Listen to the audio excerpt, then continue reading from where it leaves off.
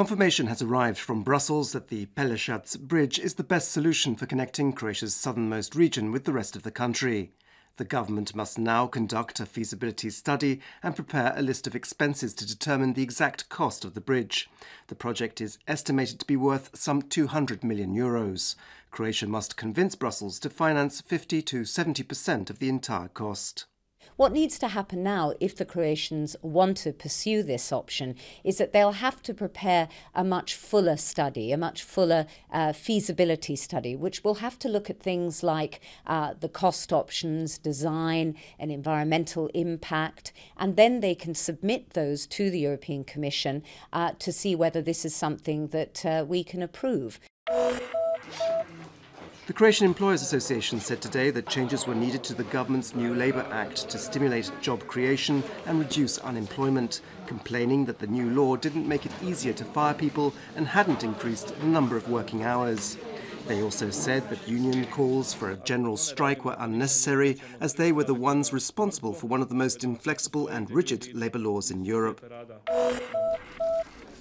Serbia opened its accession talks with the European Union today. Serbia was awarded candidate status in March 2012. However, today's ceremony was only possible after Belgrade reached an agreement with Brussels about normalizing relations with Kosovo.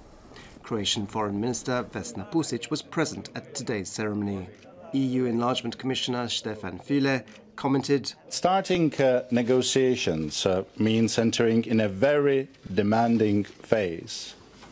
Hard work will be needed, and many challenges lie ahead." Lawyers representing the family of murdered Croatian dissident Stjepan Jurekovic yesterday filed an appeal with the Supreme Court against the decision not to extradite former Yugoslav spy Zdravko Mustac to Germany. The appeal argues that errors were made in the application of local and international laws which protect human rights and the rights of victims. Meanwhile, another Yugoslav-era spy, Josip Perkovic, still awaits the Supreme Court's decision as to whether he will be extradited or not.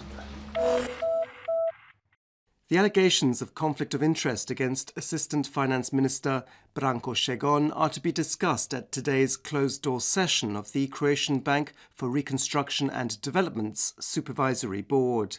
In the meantime, new details have emerged concerning fraudulent activity at Šegon's company Facta Vera, which was given an extremely favourable loan by the bank.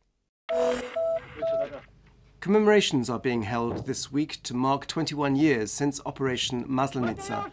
The operation was the first Croatian military and police operation which succeeded in liberating a significant portion of the Zadar hinterland, re-establishing a transport corridor connecting Croatia's north and south.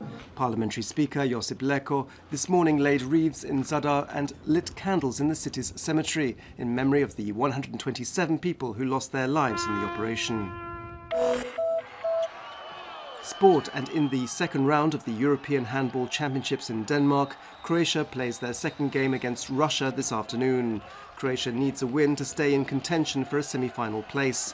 The match begins at 3:45 p.m. and is being broadcast by Croatian television's second programme. Meanwhile, hosts Denmark are the first team to reach the semi-finals, beating Hungary 28-24. Iceland beat Macedonia 29-27, while Spain defeated Austria 28-27. This afternoon's forecast calls for cloudy weather with occasional rain in most regions and thunderstorms in the south. On the coast it'll be mainly dry with the most sun on the northern Adriatic. There'll be a moderate northeasterly Bura wind on the northern coast with a moderate to strong southeasterly Yugo and southwesterly wind on the southern Adriatic. Highest daily temperatures will be between 5 and 10 degrees Celsius inland, between 10 and 14 degrees on the coast and in the Dalmatian and Istrian interiors.